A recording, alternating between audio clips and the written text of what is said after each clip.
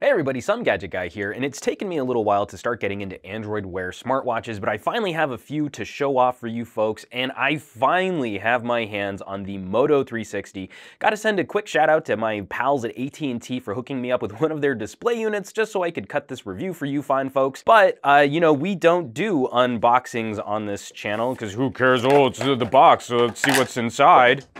Because we want to talk about the watch. Yes, the Moto 360. When it was first shown off, this is the one that sparked all of our imaginations. It was a round watch face. It was going to bring a whole new conversation on design and fashion and aesthetics and style to wearable technology, so we wouldn't continue to feel like we were just strapping science fair projects to our arms. But of course, the wearables market has been iterating pretty quickly since the 360 came out, and this watch now faces not only competition in the Android Wear ecosystem, but then amongst all of the newer devices that we saw at CES this year. Just to do a couple quick size comparisons, here's the 360 next to the LG G Watch R, which we'll be doing a full review on soon.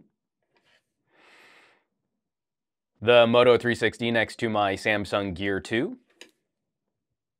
Here's Motorola's watch next to my Asus Zen watch. It is kind of interesting to see how much bigger Motorola's solution is next to, say, a Pebble Steel.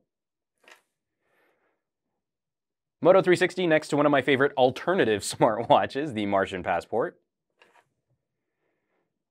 And lastly, here's the 360 next to one of my all-time favorites, the Qualcomm Talk.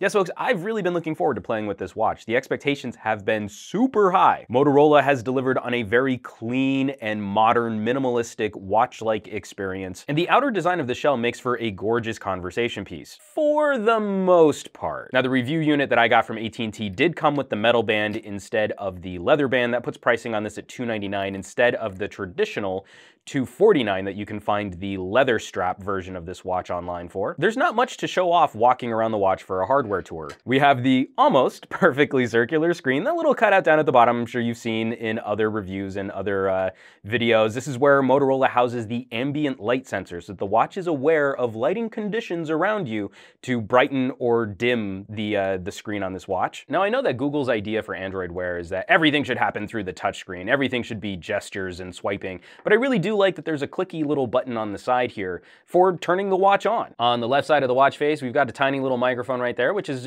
used for all of your OK Google, Google Now voice actions and commands. And on the back of the watch, which is a little harder to show with this watch band in the way, we've got the heart rate monitor. Now, as you may have noticed, there are no other openings on this watch. No pins or ports or covers, no micro USB, no pogo pins, because this watch charges wirelessly. Included in the box is a wireless charging dock, which props the watch up, and you can use it like a little clock. It's super cute. Now, this dock is built on the QI standard, but Motorola has actually published that due to the watch's shape, not all chargers are going to be fully compatible with the Moto 360. I played around with my first generation Nokia QI charger, and I could not find an edge or a position to get this watch to charge. It's totally gonna be one of those your mileage may vary situations, but I would pretty much just count on keeping this charge dock with you, which is a little bit of a bummer because this is bigger than a lot of the other charging cradles from watches that use pogo pins, and it's a larger piece of plastic to keep track of, especially for those of you who travel a lot where space might be at a premium. By comparison, here's the charging cradle for the G Watch R, and you can see just how much bigger the wireless solution is from Motorola. So when I was talking about the hardware and design of this watch, I said it was a mostly successful endeavor. Now actually getting to hold this watch, see it in person, and wear it for a couple days,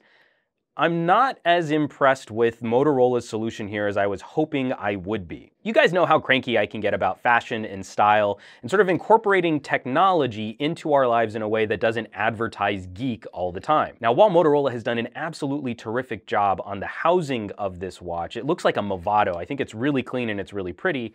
I can't say I love how the watch band connects to the rest of the watch. I really do not like that the watch band lines up flush with the base of the watch. And the arms that connect this band to the watch kind of force the watch to stick out like a lump on your wrist. I've seen a few Moto 360s out in public, and I just don't think that looks very clean. There's no taper or curve, it just sort of sticks up and out off of your wrist. Even just looking at some of the other watches in the Android Wear space, the LG G Watch R, the watch band fits flush with the bottom, but the body of the watch kind of helps curve into the watch band, which makes it feel a little bit more organic. And for a less expensive watch, I think ASUS absolutely nailed curving the whole body of the watch into the arms that connect to the watch band.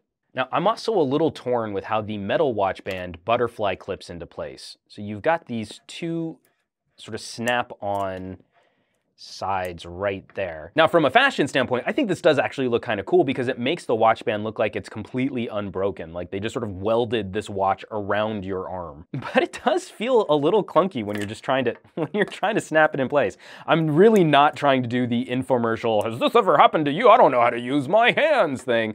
But especially in trying to show this on video, it's a perfect way to illustrate that this sliding thing, it feels like I need an extra hand or extra fingers just to snap both sides in place. And that brings us to performance. And I gotta say, I'm a little disappointed with the 360. So this is updated to Android 5.0 Lollipop.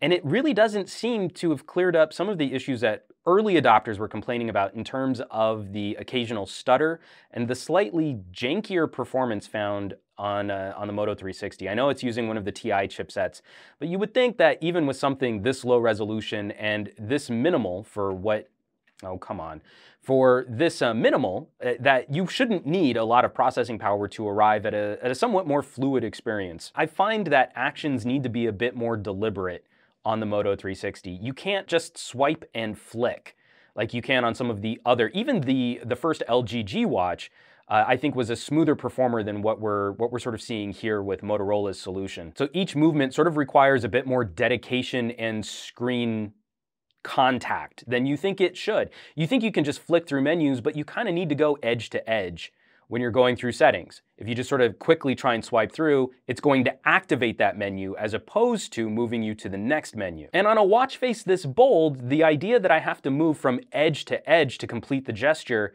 it doesn't make this as discreet as some of the rectangular Android Wear watches that I've used in the past. And it's so subtle, but I hope you can see as I'm shooting the 60 frames per second that some of these transitions just don't feel very clean at all.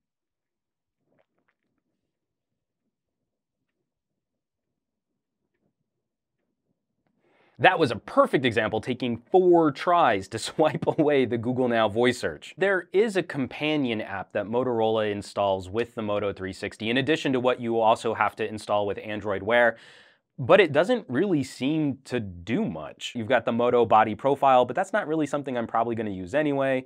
A location tool, so that's kinda cool, I guess.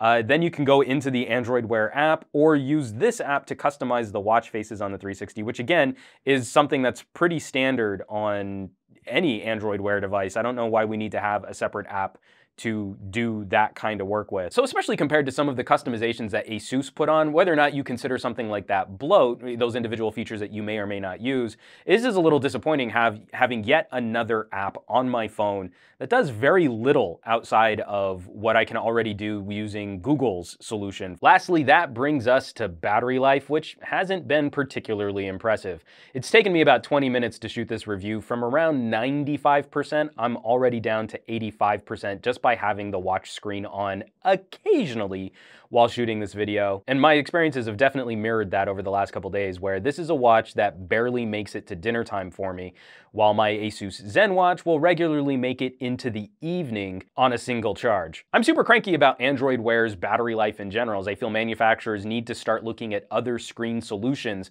aside from LCD and AMOLED displays, because I think that'll help outdoor viewability while also greatly extending our battery runtime. But the Moto 360 has been near the bottom end of performance for all of the smartwatches that I've reviewed. So folks, with all of the various smartwatch solutions that I've played with in the past, I gotta say, I think my expectations were just up way too high for what Motorola would be able to deliver on a first generation product here.